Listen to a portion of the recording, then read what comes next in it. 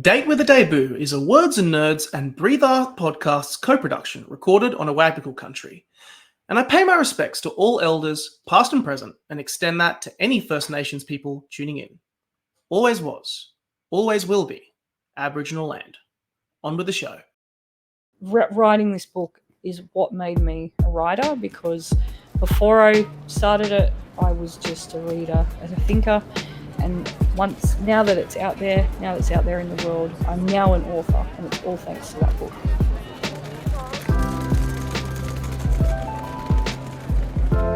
Welcome to Date with a Debut, a podcast about debut authors, their incredible books, and their journey to publication. If you are looking for a new author to discover or writing inspiration for your own story and you don't know where to start, this is the place to be. I'm Nick Wasiliev, author of When Men Cry and your host for today's show, and I'm delighted to welcome another debut author in today's episode. If you enjoy this show, or indeed any other shows on the Words and Nerds platform, jump online and give us a thumbs up, a 5-star review, wherever you are listening. Thank you for listening to us and for supporting the Australian book industry.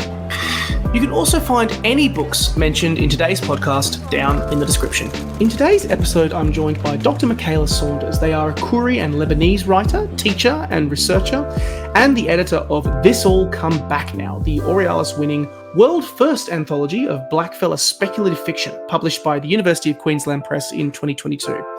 They have won, among other awards, the ABR Elizabeth Jolly Short Story Prize, the Oodgeroo Nunukal Indigenous Poetry Prize, the National Indigenous Story Award, the Grace Marion Wilson Emerging Writers Prize for Creative Nonfiction, and more. We're here today to talk about Mykaela's debut short story collection, Always Will Be, published by University of Queensland Press, which also won the 2022 David Uniapon Award. I started off by asking Mykaela around how she came upon the decision of framing stories around Indigenous futurism, and also how she crafted these stories and put them together.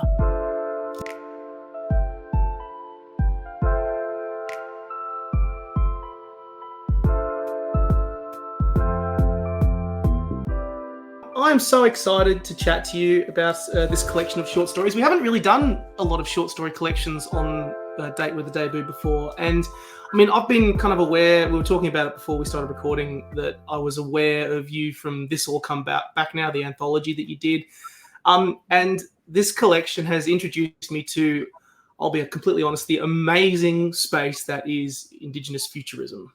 And that sort of kind of space that I didn't realize I needed so much in my life, to be 100% honest with you. How did you kind of come across and discover and dive into this world as something that you wanted to write about, even before we get into this book?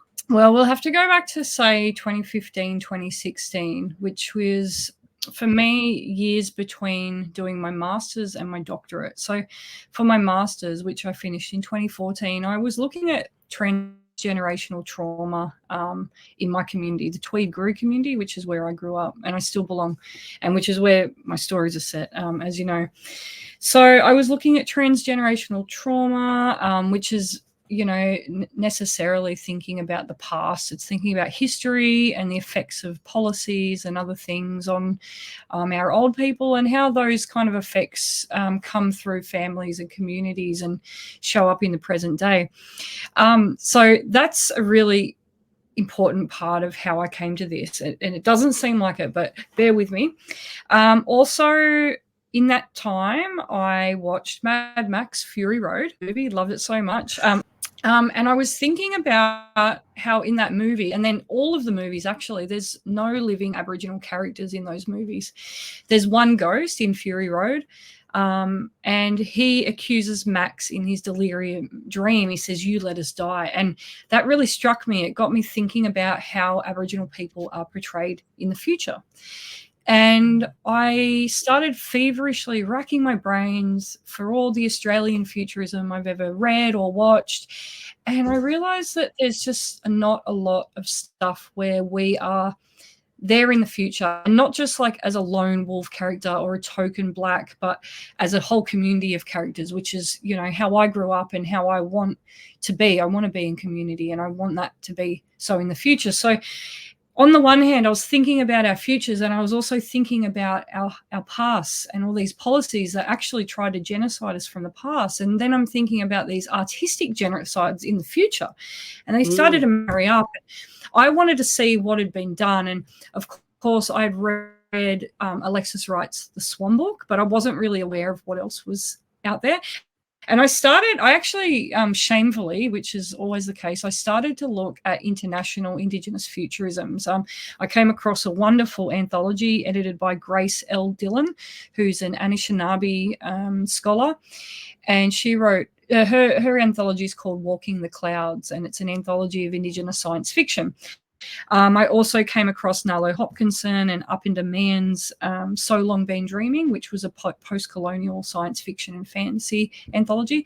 And so seeing what other people are doing, I was like, well, why aren't we doing this kind of stuff? And all of that, I guess, kind of coalesced in my mind. I decided I wanted to write my own stories. I wanted to write stories where my community were in the future.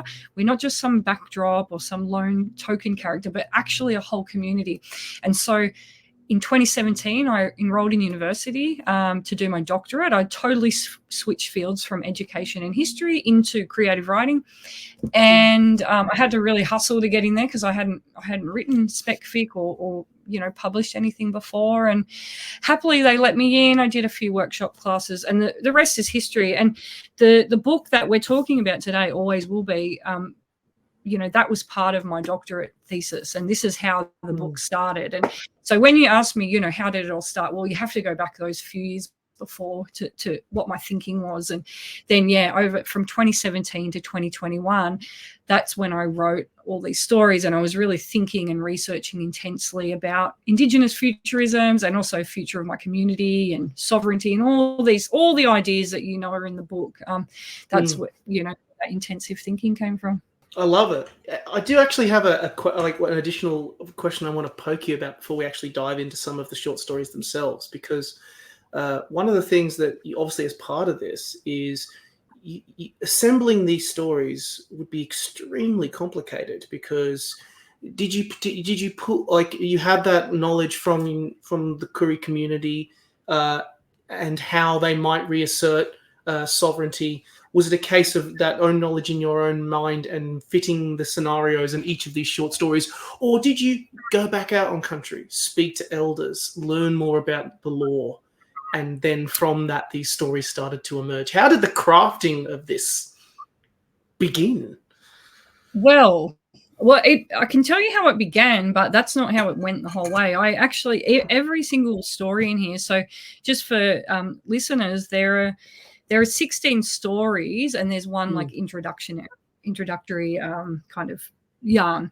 So there's 16 stories. Each of the stories is set in a different version of the future in the Tweed, and they've all got different climate scenarios, political considerations, all of that.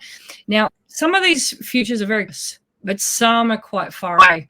But in all of the futures, I'm thinking about how my community would assert their sovereignty in different ways, and that was very important. I was thinking about what the future might look like, how my community would be in these futures.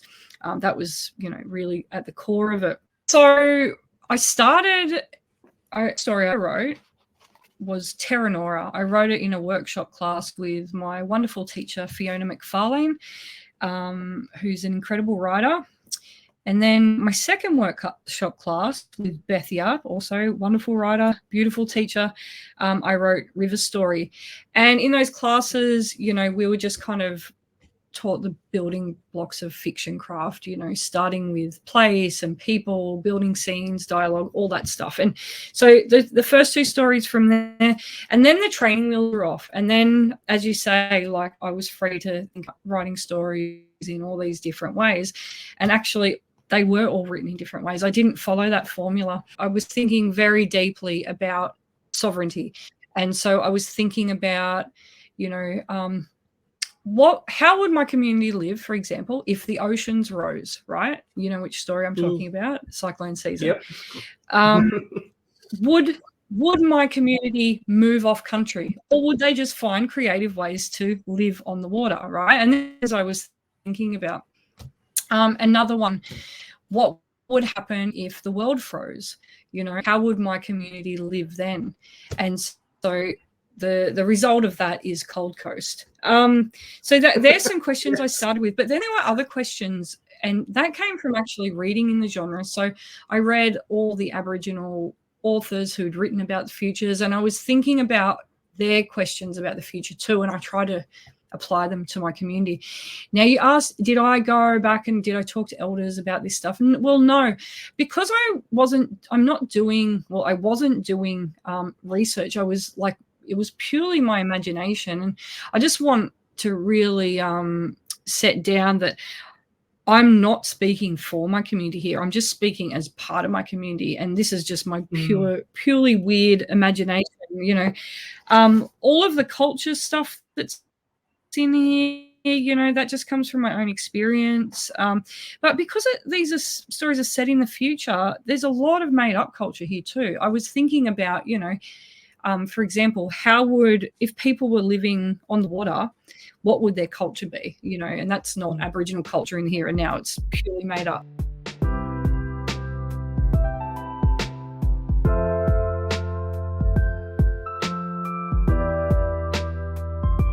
Love this description, and I also kind of love that you pretty much nailed the pitch of what the book is about for all of our listeners.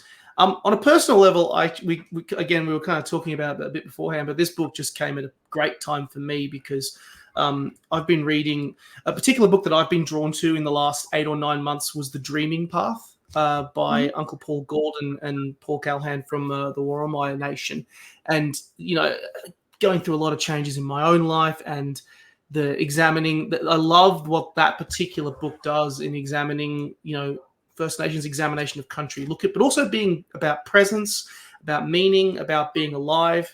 And then all of a sudden, Always Will Be comes along. And I love one of the things that really, drew me in about this book was the comparison of First Nations ways, or your lens of examining it, painted with, I'd say Western contexts, or what we've seen that exists prevalently, in how things are today. And that in the world that we find ourselves, sometimes, at least to me, the world that we find ourselves in can feel sometimes bleak, can sometimes feel hopeless. But this book looks at that way of thinking. This way of thinking might be the ideal solution to combat the challenges ahead. This is not a book. This book felt like a celebration to me, filled with solutions and ideas and just a feeling of absolute optimism. I loved it. I mean, put it simply, I loved it. The space that it put out there. Thank you. Look, it's great that you saw all this hope and optimism in here. I think on the whole, I don't know about optimism. There's some pretty grim stories in here, There are, yes, there are. But I mean, the space, yes. I mean, one of the stories that we'll get into a little bit was, I found an intense feeling of optimism around the story around time. One of the very first stories in the book, which we'll kind of delve into a little bit more. And just your examination and recontextualization, for example, of the Western concept of the quote unquote the clock. And how you have for example, the old woman who contains the seasons in her body, and that the solution is to take all the timepieces and throw them away and get rid of them. I found so interesting, and just I found it. I don't know. Maybe it's again my own experience and interpretation from it, from that particular story as an example. Yeah, thank you. Look, I think I'm going to be really honest. When I was writing and researching and really thinking about these stories and the whole kind of all the research and the thinking that went into it, I went through some really bleak periods of despair thinking about the future, So if we think about the fact that these stories were written from 2017 to 2021, think about those horrible bushfires that we had. We also had the pandemic. There was some really, and there still are some really grim things happening in the world and indeed in our countries. And so these stories were a way of me, exercising my anxieties and my despair. And also thinking about, okay, well, if this is what's happening, how can we be in the future?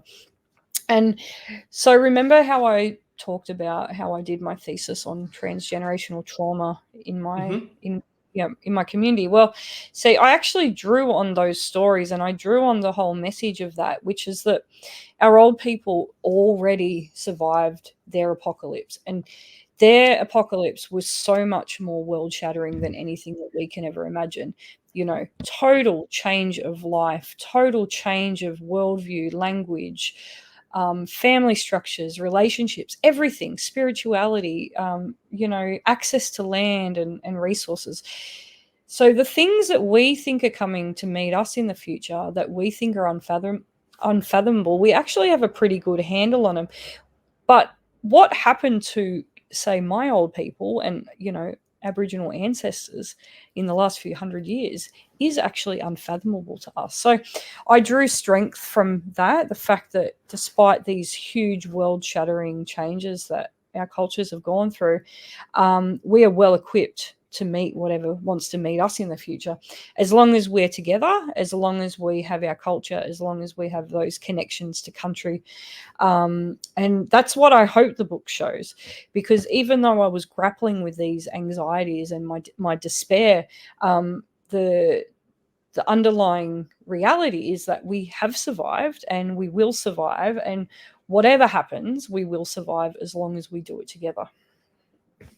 You capture that brilliantly, I think, in the, you mentioned that the all of the short stories, but at the top of the book there is essentially an ode to Bundjalung country, the Tweed, which it's the perfect way to draw you in, and it highlights that resilience brilliantly. That no matter the changes that Gree people face, whether it being forced off the land due to the insane development, the challenges of climate change, the rising sea levels, this is your place.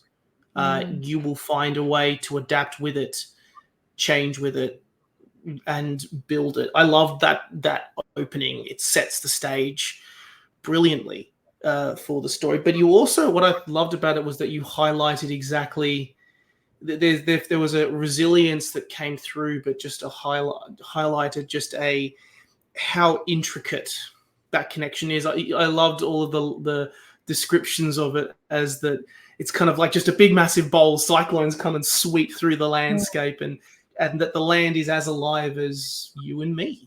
And as a framework for all the stories that come afterwards, it's a very beautiful start to the book. Thank you. Well, it is true. The Western worldview sees land as a commodity to be lived on, and to be fenced up and parceled out and bought and sold. But blackfellas, we are part of the land, and we don't see a distinction between ourselves and nature, or culture and nature. We are part of the land, we come from the land, we return to the land. The land is a living entity, just as alive as you and me. And this isn't a conceit of fiction and craft that I'm writing this. This is literally what we believe and how we experience the world. And, so it's very important for me to put that front and center of the book, so that before people enter into these stories, enter into these worlds I've created, that they understand that the land isn't just a setting. It's not just a stage set for humans to interact, but actually humans and the different interact with each other. And that's how it is in life too. So it has to be that way in my fiction. Your stories cover a vast array of different characters and settings and scenarios. We've got, wellness influences, and then the ocean bikies as well, which was like such an interesting scenario. I want to ask a little bit again about this time story. I don't know. Maybe it's just a story that I again connected with very, very quickly. Exactly, you kind of deconstruct in that story. It follows people who don't follow this particular clock again as lazy. You kind of deconstruct how the Western concept of the clock essentially enslaves people to its will. It reminded me of my first real. I remember. Do you remember the film Kanini? The 2006 film from 2006. Uncle Bob Randall, yes. That's right, from the Junkanjara, yes, nation. And what I loved in that film particularly was that how Uncle Bob. There's a section later in the film where he really talks about how not only are these kind of ways of thinking are not only full of contradictions that don't seemingly make sense, but they also pull us away from what actually connects us, or the land that connects us and creates us. And I love that, again, I think we touched on it a little earlier, but how the response to get the old woman to arise from her slumber is to steal every timepiece, every single clock, and cast it into the mud. I don't know why. Maybe it's the fact that I'm now working a full-time job myself and sometimes feel enslaved to that clock. I just felt very touched by that story and by that re-examination of how time is. Yeah, well, it is. Time is very cultural. Name anything, any concept or philosophy or way of doing or being, they're all cultural. And I guess it's if you come from a culture where everything that you do and think and believe is taken as the norm, then you take it for granted. You see it as all as invisible. And what I wanted to do with that story is to expose the fact that these ways of living through a calendar, through a clock, timing ourselves and timing the stages of our lives, this is a cultural thing, and we shouldn't take it for granted. We should absolutely interrogate it. It's not the natural way. It's not the only way. It's certainly not the best way. It's a very new way. If you think about how long people have been living on this continent, it is absolutely a small blip of time that people have been using clocks and calendars to live and to structure their lives. And it causes so much stress for people and for the land. It causes so much stress for relationships. It causes stress for elders, for young people. It causes stress for animals. It causes stress for pretty much everyone except for those people who are making money off us and our labor. And so I wanted to think about this and interrogate it. I wanted to imagine, oh my God, what would happen if we did away with all this stuff? How could we live again? We could live seasonally. We could live cyclically.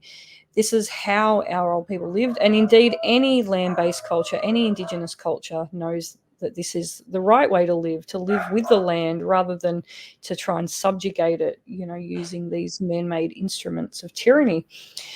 So, yeah, this story, as with all the stories, really, they are, as I mentioned, they're me kind of exercising my demons. They're thinking through my anxieties and my grief, but they're also wish fulfillment too. A lot of the stories, I'm thinking, oh, what if we did this? How could this happen? Now, of course, it's very metaphorical and metaphysical, this story.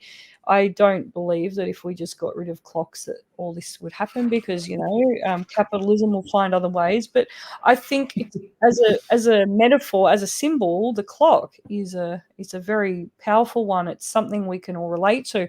As you said, you're working full time and you're very conscious of your time and how much of it's spent and taken up and eaten by this clock. And yeah, I just wanted to think about, well, how could we live without it? I really wish I could, a podcast is a limited time and I wish I could delve into every single story but just the examinations of, I love that you mentioned kind of the wish fulfillment, because that definitely comes through in these stories, because again, I was kind of driven, an imagination of what could be was kind of, even if it is, the concepts and ideas are, might be far flung in the future and involve all sorts of things that we haven't even come close to fully understanding. Yet there it is still a what if scenario of with around that framework. Seeing as it was kind of a demon's exercising, well, it's a sort of exercise for you. I'm always curious what crafting these stories teaches you. What did it teach you that you didn't know beforehand when you started these stories? Well, how to write a short story, for one. How to write stuff. I'd never written speculative fiction before, and I'd never written short stories before. I mean, I might have, back in school, but I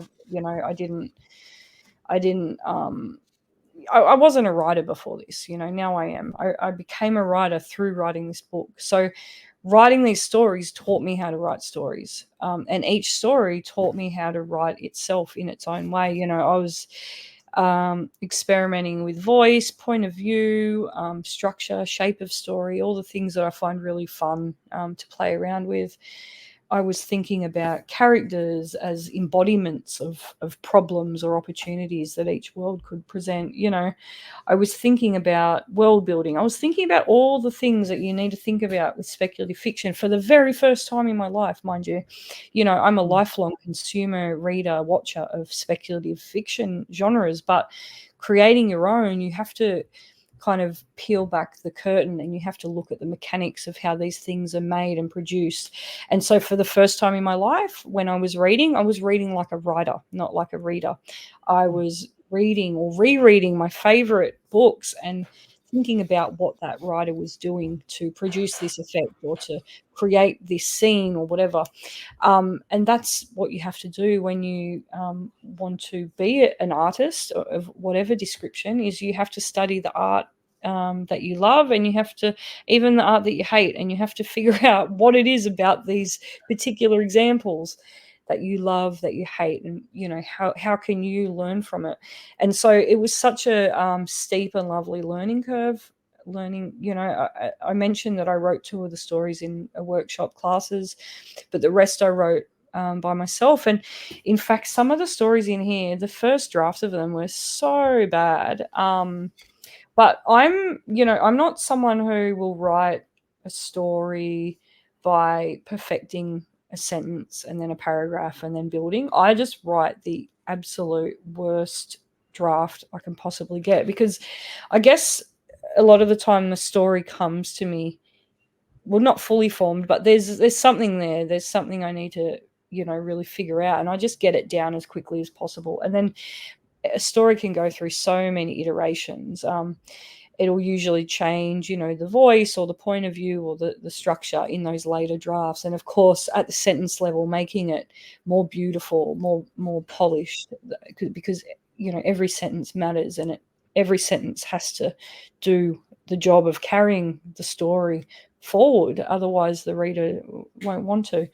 Yeah, so very long-winded way of saying, writing this book is what made me a writer, because before I started it, I was just a reader, a thinker. And now that it's out there in the world, I'm now an author, and it's all thanks to that book.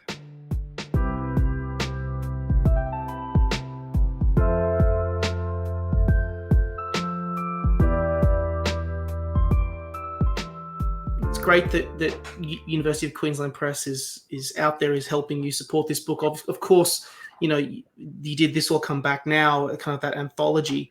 And what was it like assembling a short story collection, making it flow, work together, have stories that stand out on their own but complement one another? It would be, I've never attempted that. That's a whole other art form, and I think short story writing is as difficult, if not more, than writing an actual full length novel, because brevity can sometimes be a significant challenge. What was it like crafting that particular story with UQP, and what was it like also kind of going back and forth with this kind of your own headspace around kicking around with these stories, and also ensuring that those those ideas that you kind of had at the crux of each story was also fulfilled and pushed through? Well, when UQP came to the manuscript for editing, I had already done so much work on it. So the manuscript, for context, won the 2022 David Unaipon Award, and part of the prize is publication with UQP. Now, when I was very happily told that I won that award, I was, obviously thrilled beyond belief, but I had a few anxieties about the manuscript still. I'm a perfectionist. I don't really like people reading my stuff until I'm really happy with it. And of course, you're happy with it until you read your stuff a few months later, and then you realize, oh, it still needs work. So I asked UQP if I could have a bit more extra time just to sit with it and think about it, because I actually, there were stories that were in the original manuscript that didn't make the final cut because they didn't quite work. And as you said, I had to think about how the stories were structured. I think editing the anthology, This All Come Back Now, taught me, what thoughtful curation can do, with the sequencing and structure of stories. And I certainly was very thoughtful about it in the anthology. I wanted those stories to tell a bigger story. And I brought that attitude to my own book, Always Will Be. I wanted the stories to suggest, a larger story. But as you said, they can also stand alone. And indeed, a lot of these stories were published in different, anthologies or literary journals before being part of this collection. But to my mind, they've always been part of this world. And the way that I sequenced and structured them for Always Will Be was I tried to suggest a kind of a chronological time. I tried to begin the stories with the most near future that I could probably think about. And then they start getting a little bit more outlandish, a little bit further away in time. And then, some of the stories are set quite far in the future. But I wanted the reader to get that satisfaction of thinking about them as, part of the same world or the same universe or timeline, but also, enjoying each of the stories as its own entity, as its own world. I picked up on that a little bit. I'm not going to lie. It flowed very beautifully. It did feel like the same world, but how the actual stories came together as it built up over the course of the book, it was lovely. I mean, when I say lovely, and just in pure craftsmanship of the actual how you put them all together. On that topic, I know that you said that there were a few stories that didn't make the cut. Mm-hmm. Will you write again? Will there be more? No, I think this project is done. I think each book and each project, it brings up its own questions and things that you need to think about and work. And I think I can leave this one to rest now. Maybe, years down the track, I might think about futures again. But for this particular project, this is done.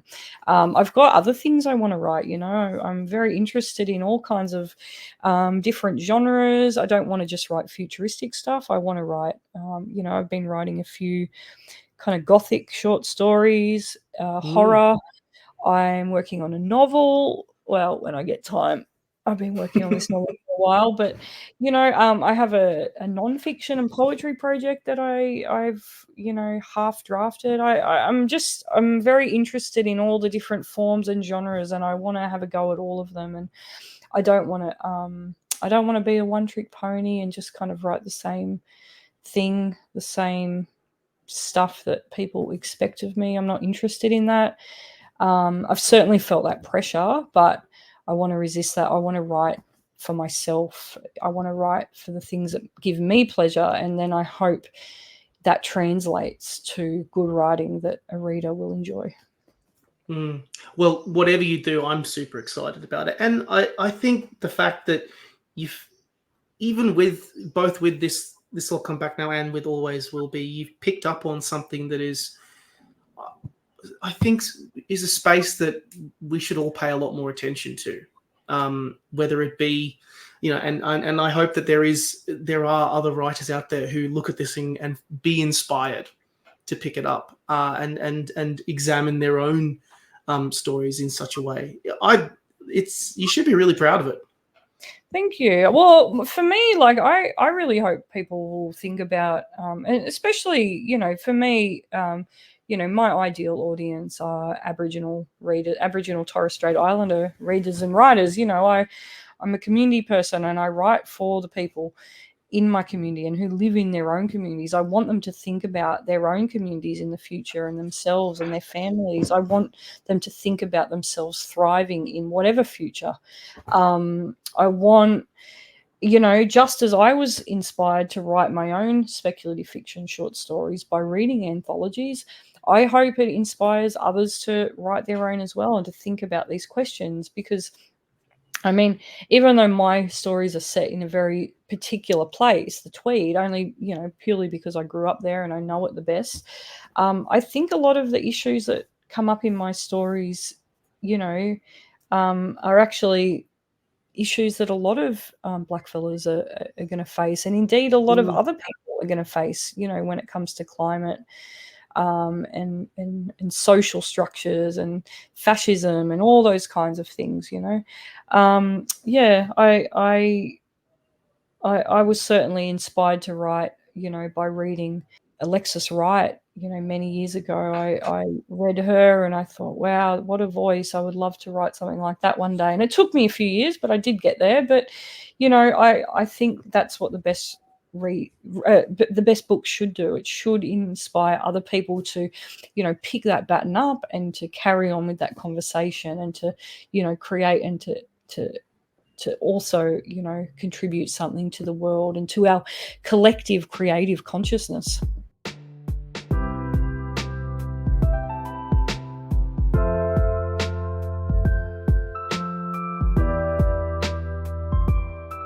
We're at the part of the podcast where I like to, hit you with some rapid fire questions.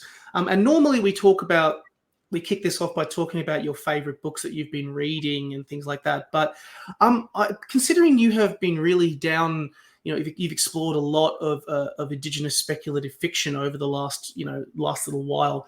I really want to poke you about that. What's some of your favorite Indigenous speculative fiction that you have enjoyed? And do you have any recommendations for someone who wants to dive into that genre a bit more?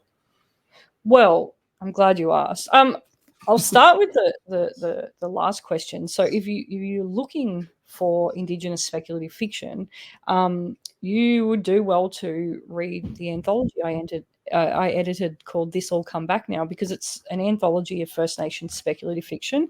There's futurism, there's horror, there's ghost stories, there's science fiction, climate fiction, all of it in there. And it's it's the only anthology of blackfella speculative fiction. And what I did in this anthology is I collected brand new stories that had never been published from authors who'd never published before to the classics of the genre. We put extracts of novels in there, and I hope that readers can read this anthology and see the kind of breadth and depth of our thinking in this genre. So, which leads me to the first question you asked, who are the classics? Well, some of my favorites are in this anthology. Alexis Wright's The Swan Book, which was published in 2013. It's set a few hundred years into the future.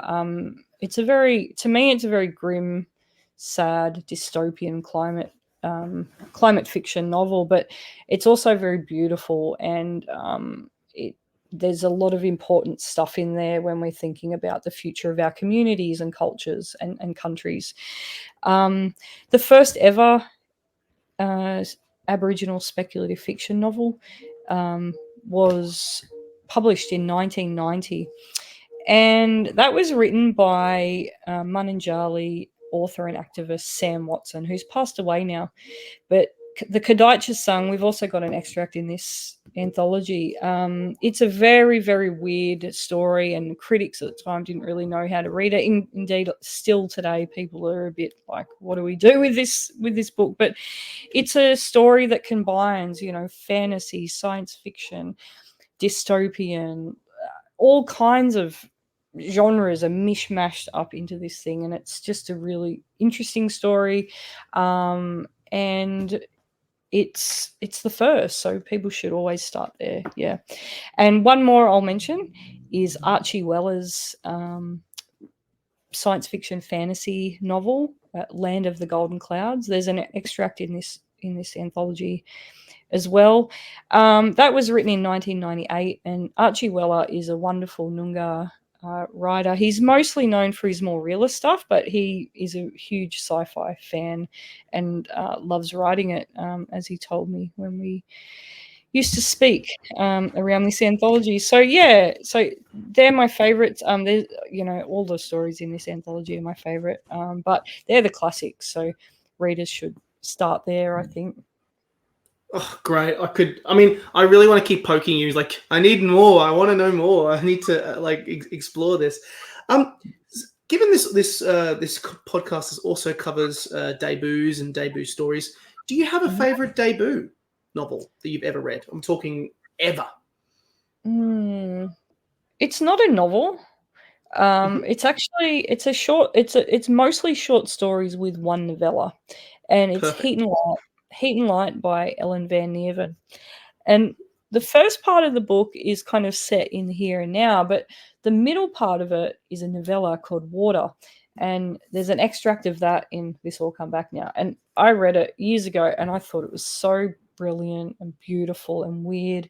You know, in it, the Aboriginal protagonist has this beautiful, strange love affair with a not human plant person. It reminded me of Jeanette Winterson stuff, you know, the Stone Gods, but it's set, you know, on the islands out in the bays in Brisbane. So it's a very local kind of story. And Ellen was very young when they wrote this, and it also won the David Unaipon Award in 2014, I think. And just incredible storytelling, incredibly vivid and mature writing for someone so young. And of course, they've gone on to write incredible stuff in all genres, but that was a debut that I think is really beautiful, and it's something that I will always be in awe of for Ellen have writing that when they was such a young writer. Do you have you spoke again, as mentioned in Always Will Be? All of these stories are set in the Tweed, and you have such a love for that country, for that place, for that space. Yeah. Is there a favorite place that you like to go to in the Tweed? Oh, anywhere on the water, which is, you know, it's not hard. Tweed, you throw a stone and you're at the water wherever you are, because it's, you know, you've got the ocean on one side and you've got all the rivers and the estuaries. I spent a lot of my time growing up, and every time I go back, you know, at the beach, on the rivers, fishing, on the boats, paddleboarding, surf a little bit when I was younger, you know, all that kind of stuff. I just anywhere you go, but it's a place that's changed a lot in the last few years. You know, there's a housing crisis, as there is everywhere. In fact, one of my stories touches on that. And when I wrote the story, it was the future, but it's not the future anymore. That's happening now. You know, there's hardly any long-term rentals. It's mostly all Airbnbs. It's pushed the prices up. It's pushed locals out. There's new developments going up every week. It's very sad, you know, but that's happening everywhere. But yeah, so when I talk about a favorite place, I'm talking about the water, but I'm also probably being a little bit nostalgic and thinking about the past, because we all kind of think back to our days growing up somewhere, and we have rose-colored glasses. And yeah, so when I think about the Tweed in its perfect iteration, it is, you know, when I grew up, and I have all these beautiful memories that made me who I am. Mm-hmm. Yeah, I think that's very true, and it is, as alluded to, it's a changing space. It's a changing place, and yeah, I will say that the particular story about the housing crisis, yeah, it did leave an impression. It really did. Particularly, in my headspace, kind of that generation that is even looking for that place and that space, and just that feeling that it gives you is, was just telling, but then also just the other context that you kind of have also weaved through the book as well. Yeah. In crafting the book, it's a question I always like to ask a lot of authors. Do you have a favorite word, a particular word? Well, the guiding word for this collection was sovereignty, guru sovereignty. What does a sovereign guru community look like in any given future, or any given version of the present or even the past, that was always the guiding word. And sovereignty can mean a lot of things. And I'm not just talking in the legal sense, although that's certainly true, but I'm talking about spiritual sovereignty, relational sovereignty, sovereignty when it comes to, even just thinking about relationships to land and to each other, to community, to ceremonies over birth and death. Every single story is grappling with sovereignty in some form or another. And in the stories where sovereignty has been eroded, the characters are indeed thinking about it. They're thinking about cultural sovereignty.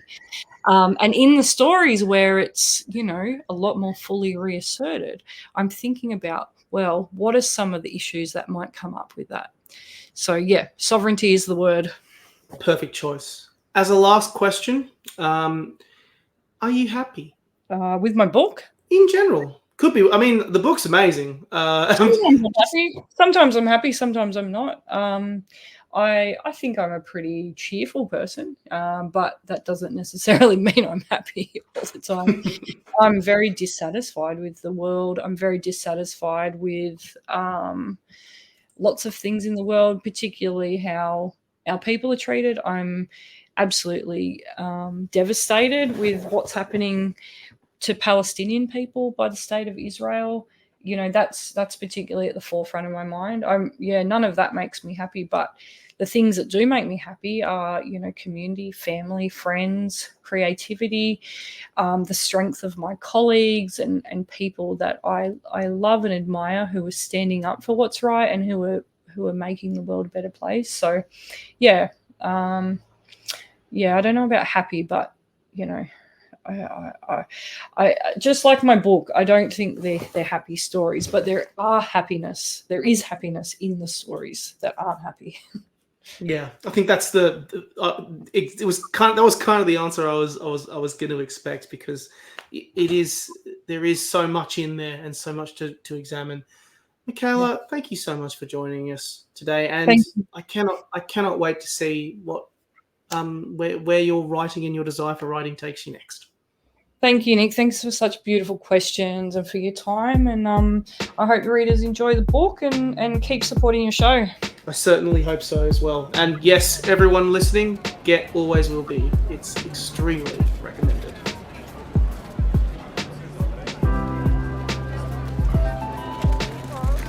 Thank you for listening to today's episode of Date with a Debut, and for listening to the Words and Nerds channel.